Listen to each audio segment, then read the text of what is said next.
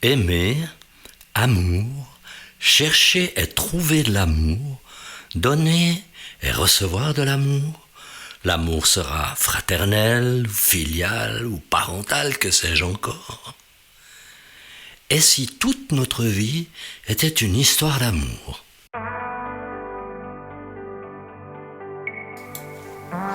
Bienvenue sur Allô la vie, le podcast qui te dit tout sur le Jésus de l'Évangile, cet Évangile qui bouleverse depuis 2000 ans des millions de vies, dont la mienne. Je m'appelle Mathieu M. Avec mes invités, je désire te communiquer l'espérance qu'ont fait naître en nous l'exemple extraordinaire de Jésus et sa passion sans limite pour les êtres humains.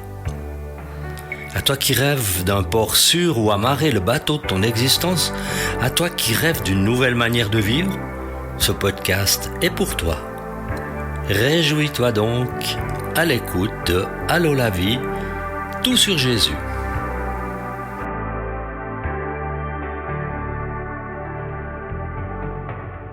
J'ai toujours une heureuse surprise quand je découvre que cette émission de podcast atteint une nouvelle région, comme cela a été le cas dernièrement à Singapour, en Allemagne. Durant cet été, j'ai travaillé à faire progresser la diffusion par différents moyens, car je suis convaincu que le monde a chaque jour plus besoin de l'Évangile. J'en suis, par la seule grâce de Dieu, un des ambassadeurs, je suis très heureux d'avoir cette bonne nouvelle à te communiquer. Merci à toi qui fait écouter cette émission, qui la partage autour de toi. Merci des remarques et des encouragements que je reçois, qui me guident aussi dans la réalisation. L'épisode du jour aborde un sujet essentiel, c'est-à-dire celui de l'éternité. Chacun, peu importe qui il est, sait que la vie qu'il a reçue de ses parents n'est pas éternelle. Existe-t-il un moyen d'accéder à l'éternité, d'en hériter d'une quelconque manière ? De tout temps, les êtres humains ont cherché à répondre à cette question. Il n'y a qu'à voir les efforts d'une certaine science pour nous vendre une prétendue résurrection de nos corps, ceci dans un futur très éloigné. Bien sûr, il y a aussi les efforts que font les courants religieux et diverses croyances dites spirituelles en vue d'exorciser la peur inhérente à notre nature humaine, la peur de notre mort qui nous tient prisonniers durant toute notre vie, et cela tant que nous n'avons pas hérité de la vie éternelle. Je me suis inspiré de l'évangile de Luc pour faire revivre la manière dont Jésus a enseigné là-dessus. Tout commence par une question publique sur ce sujet brûlant de l'éternité. C'est un peu comme ces interviews à la radio, ces débats télévisés, peut-être vous avez vu, entendu cela, durant lesquels il y a un journaliste qui cherche à tout prix à pousser son interlocuteur à la faute, en insistant par ces questions orientées. Imagine maintenant que tu te trouves parmi les gens rassemblés autour de Jésus pour écouter son enseignement. Tous ont entendu beaucoup parler de lui, de ses miracles, de ses paroles qui bouleversent la manière habituelle de penser. Et voici que dans l'assistance, un professeur de la loi juive se lève avec l'intention de coincer publiquement Jésus, à qui il demande « Maître, que dois-je faire pour hériter la vie éternelle ?» Jésus lui répond par une question. « Qu'est-il écrit dans la loi? Qui lis-tu » Le professeur lui répond « Tu aimeras le Seigneur ton Dieu de tout ton cœur, de toute ton âme, de toute ta force, de toute ta pensée, et ton prochain comme toi-même. » Jésus le félicite « Tu as bien répondu » et il ajoute aussi « Fais cela et tu vivras. » Mais le professeur, voulant se justifier, dit à Jésus « Et qui est mon prochain ?» Comme à son habitude, Jésus commence à raconter une parabole que je vais essayer de faire vivre un peu comme si les fêtes se déroulaient à cette époque. Écoute.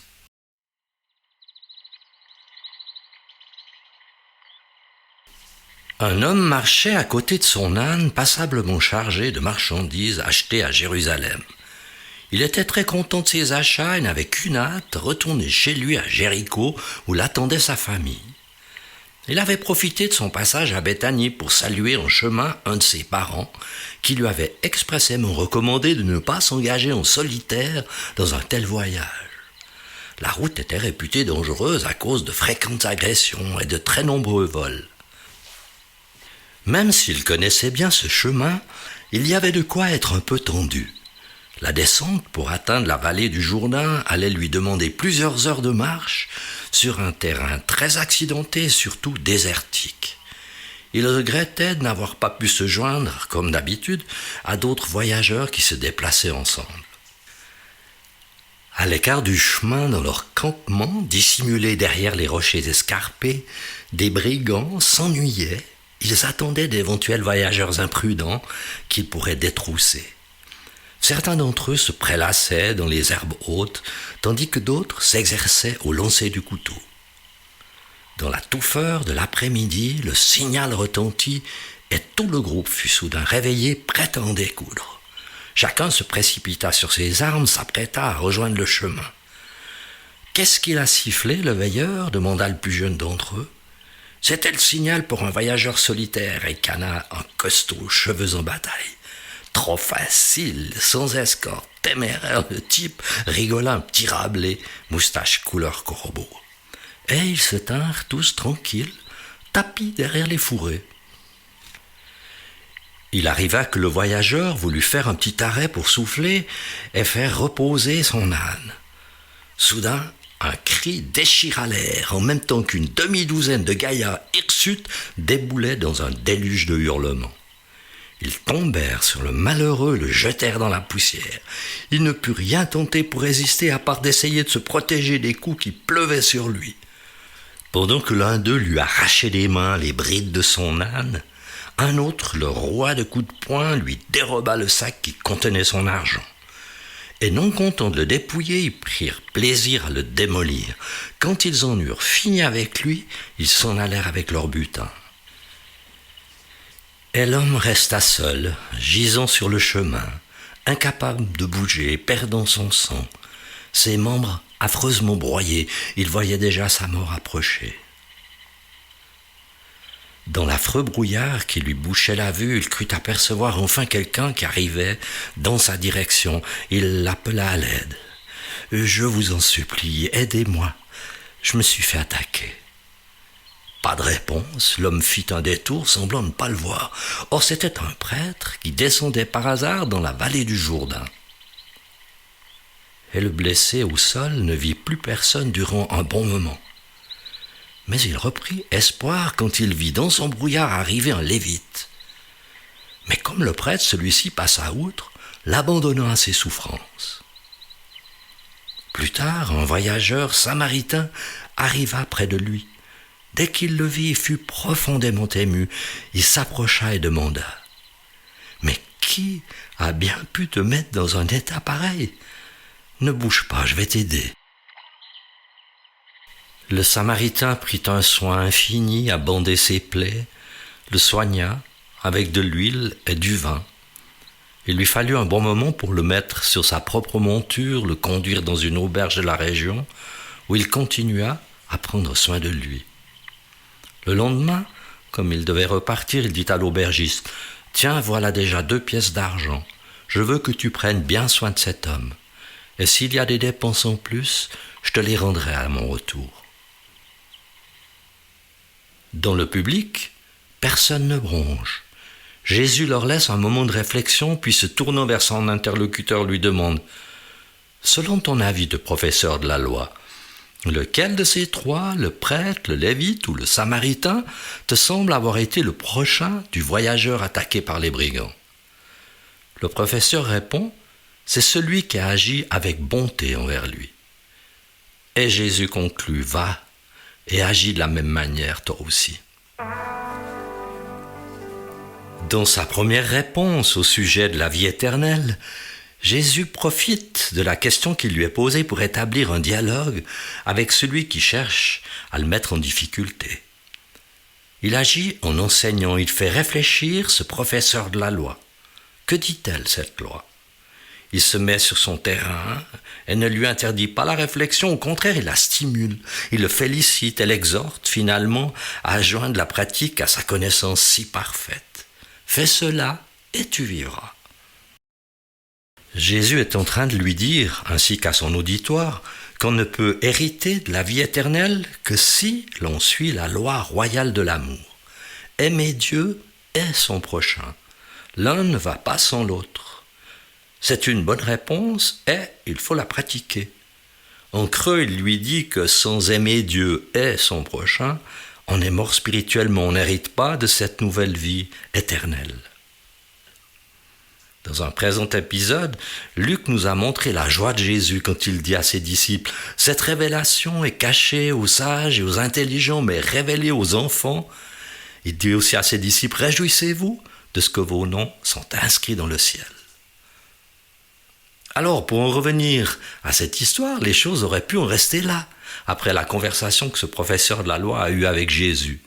Aime le Seigneur ton Dieu de tout ton cœur, de toute ton âme, de toute ta force, de toute ta pensée, et ton prochain comme toi-même. C'est l'assurance de la vie éternelle. Mais non, comme il se sent pris en faute, il ajoute une nouvelle question. Mais qui est mon prochain ? D'où la parabole que Jésus raconte patiemment devant son auditoire.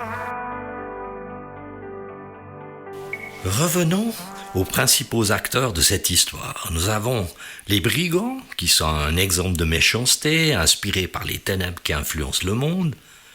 Nous avons aussi le prêtre et le lévite, qui sont un exemple d'égoïsme et d'indifférence devant les malheurs de leurs prochains.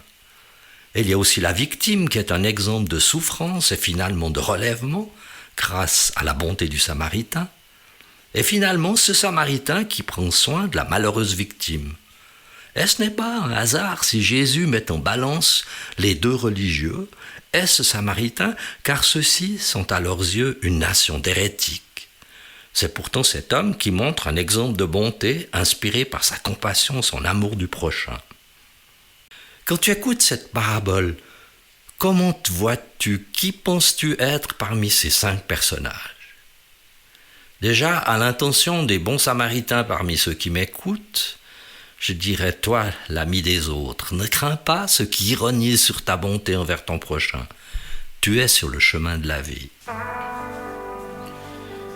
La leçon que Jésus donne à ce professeur de la loi au sujet du prochain ne laisse aucune ambiguïté. Aimer son prochain, c'est exercer la bonté envers lui.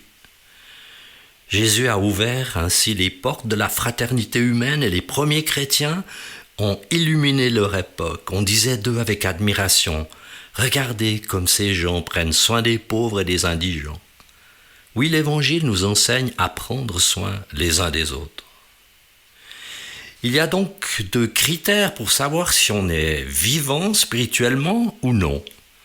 Exister en aimant Dieu pleinement et aimer pleinement son prochain comme soi-même. Dans l'histoire, il y a toujours eu des personnes qui ont prétendu aimer leur Dieu adoré au point de tuer pour lui. Elles ont démontré ainsi qu'elles ont un problème avec ce 2e critère d'aimer son prochain. Qui est mon prochain ? Tout comme ce professeur de la loi, beaucoup posent la question avant de commencer à aimer l'autre. Est-il de ma famille ? Est-il de ma religion ? Est-il de mon milieu social ? Est-il de ma nation ? Etc., etc. Qui n'a pas entendu le slogan « L'Amérique en premier, l'Afrique d'abord, l'Asie en premier, l'Europe d'abord, moi d'abord et les autres après s'il en reste ». Ceux qui parlent ainsi et pratiquent en conséquence de ce qu'ils disent, ils vont trouver normal de donner la priorité à ceux-ci plutôt qu'à ceux-là, ceux de ma nation, ceux de ma race, ceux de ma communauté, etc. Mais ils s'égarent lourdement car ils sont hors de la vie, privés de cette vie avec une majuscule, car c'est Dieu en premier et mon prochain, comme si c'était moi-même. Je désire sincèrement que tu hérites de la vie éternelle. Dans ces moments que tu mets à part pour y réfléchir, que l'Esprit de Dieu te guide et t'inspire personnellement au sujet de ton amour pour Dieu et ton amour pour ton prochain. D'abord, quelle est la profondeur, la dimension de mon amour pour Dieu ? Est-ce que je l'aime de tout mon cœur, de toute mon âme, de toute ma force, de toute ma pensée ? Est-ce que je l'aime de cet amour absolu, sans restriction, de mon être entier ? Ensuite, comment est-ce que j'aime mon prochain ? Est-ce que je prends soin de lui comme de moi-même ? Non pas comme une théorie, mais dans la réalité ? Lorsque je suis ému de compassion, lorsque quelqu'un souffre près de moi et que je me sens pousser à l'aider, à le remettre sur pied. Comment suis-je en amour?